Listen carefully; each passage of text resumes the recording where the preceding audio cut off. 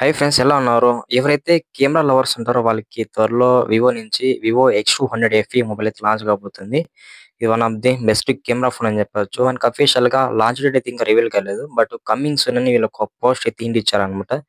దీన్ని బట్టి తెలుస్తుంది ఇది త్వరలోనే లాంచ్ కాబోతుందని. ఫస్ట్ మనము ఈ మొబైల్ సంబంధించిన హైలైట్స్ తెలుసుకుందాం. ఎందుకంటే హైలైట్స్ తెలుసుకుంటే ఒక ఐడియా అయితే వస్తదన్నమాట. మనకి ఇది కెమెరాస్ అని చెప్పొచ్చు. ఇది మనకి జేఎస్ కొలాబరేషన్ రాబోతుందన్నమాట.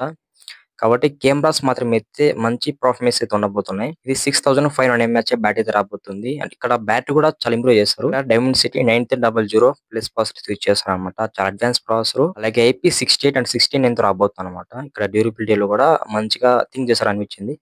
చాలా బాగున్నాయి హైలైట్స్ అయితే మనకి మొబైల్ సంబంధించిన ఫుల్ డీటెయిల్స్ అని తెలుసుకుందాం. ఎక్స్ సిరీస్ అంటేనే ఒక మంచి సక్సెస్ ఉంటుంది అనమాట. ఈ మొబైల్ కలర్స్ విషయానికి వద్దాం. ఇది 3 కలర్స్ రాబోతుంది.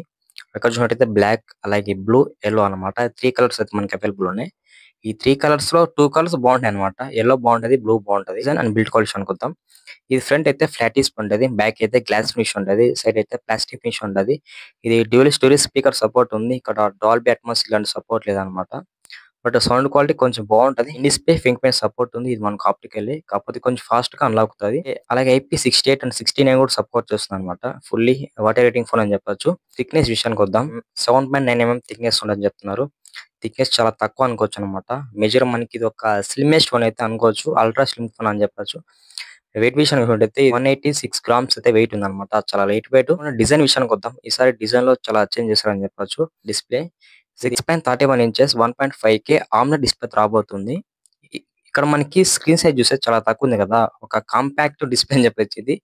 అంటే మనకి మొబైల్ కూడా చాలా చిన్నగా ఉంటదన్నమాట. మరి అంత బిగ్గర్ అయితే ఉండదు. ఒక కాంపాక్ట్ ఫోన్ ఫీల్ అయితే ఉంటది. 120 హెర్ట్జ్ అయితే రిఫ్రెష్ పెట్టారని చెప్పొచ్చు. H.10+ సపోర్ట్ ఉంది. అలాగే 1.5K రెజల్యూషన్ కూడా సపోర్ట్ చేస్తుందని చెప్పొచ్చు. ఈ 5000 నిట్స్ వరకు పీక్ బ్రైట్నెస్ సపోర్ట్ చేస్తుందని చెప్తున్నారు.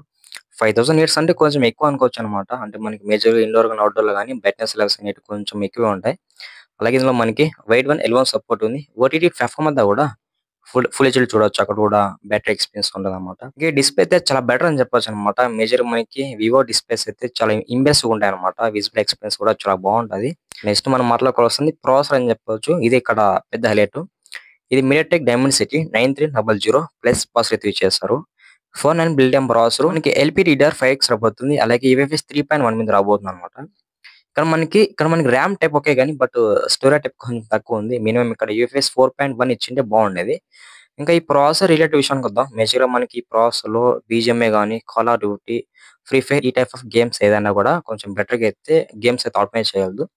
ఈ ప్రాసెసర్ మనకి ఫ్లాగ్‌షిప్ పర్ఫార్మెన్స్ ఉంటదన్నమాట. సాఫ్ట్‌వేర్ విషయానికి వద్దాం. ఇది ఆండ్రాయిడ్ 15 రాబోతుంది. అలాగే ఫన్ టచ్ ఓఎస్ 15 రాబోతుంది. ఇంకా ఏఐ ఫీచర్స్ విషయానికి వచ్చినట్టయితే వీళ్ళు ఇక్కడ చిన్న హింట్ అయితే ఇచ్చారన్నమాట. ఫుల్ ఏఐ ఫీచర్స్ అయితే ఇక్కడ మెన్షన్ చేయలేదు.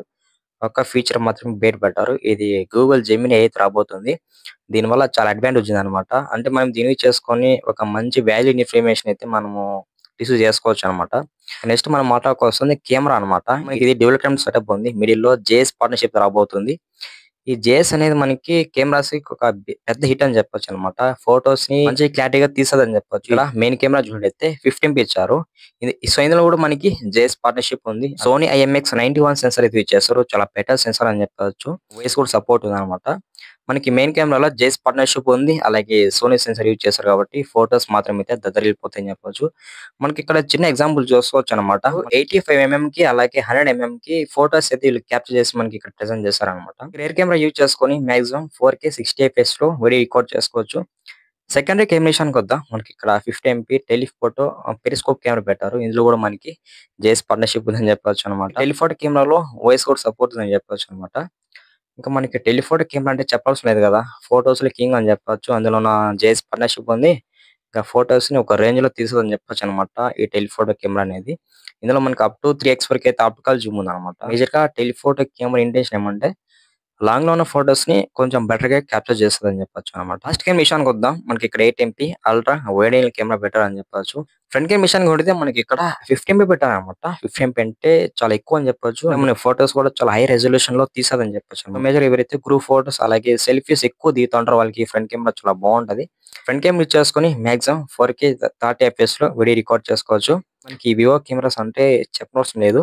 ఎందుకంటే మనకి ఇమేజ్ ప్రాసెసింగ్ అనేది వేరే లెవెల్‌లో ఉంటదన్నమాట. వివో కెమెరాస్ మాత్రం అయితే ఎక్సలెంట్ అని చెప్తానన్నమాట. ఎప్పుడు చెప్పలేదు. బ్యాటరీ విషయానికొద్దాం. మనకి 6500 ఎంఏహెచ్ బ్యాటరీ పెట్టారు. చాలా పెద్ద బ్యాటరీ అని చెప్పొచ్చనమాట. అంటే మనకి ఈజీగా 1-2 డేస్ ఛాన్స్ ఉంటదనమాట. మనకిది సిలికాన్ అనోడ్ టెక్నాలజీ రాబోతుంది. 90 వాట్స్ అయితే ఫాస్టింగ్ సపోర్ట్ ఉందనమాట. 20 డిగ్రీ సెల్సియస్‌లో మనకి లో టెంపరేచర్ రెసిస్టెంట్ అయితే సపోర్ట్ చేస్తుందని చెప్తున్నారు. అంటే మనము ఛార్జింగ్ పెడుతుంటాం గదా! అప్పుడు కొన్ని సందర్భాల్లో హీట్ క్రియేట్ అవుతదనమాట. అలాంటి టైంలో ఇక్కడ మనకి 20 డిగ్రీస్ వరకు అంటే లో అని చెప్పొచ్చనమాట. టెంపరేచర్ రిమూవ్ చేస్తదని చెప్పొచ్చు. ఫైనల్‌గా ఈ మొబైల్‌కి సంబంధించిన అన్ని స్పెక్స్ అయితే మనము కవర్ చేసాం. ఈ మొబైల్ ప్లస్ పాయింట్స్ అయితే చాలా ఉన్నాయని చెప్పొచ్చనమాట. ఫ్రెండ్స్ మీకైతే నేను మంచి జెన్యూన్ కంటెంట్ అయితే ఇచ్చాను అనుకుంటున్నా. కాబట్టి ఛానెల్ మిస్ అవ్వకుండా సబ్స్క్రైబ్ అవ్వండి. వీడియోకైతే లైక్ కొట్టేసేయండి. నెక్స్ట్ వీడియోలో మళ్ళీ కలుద్దాం.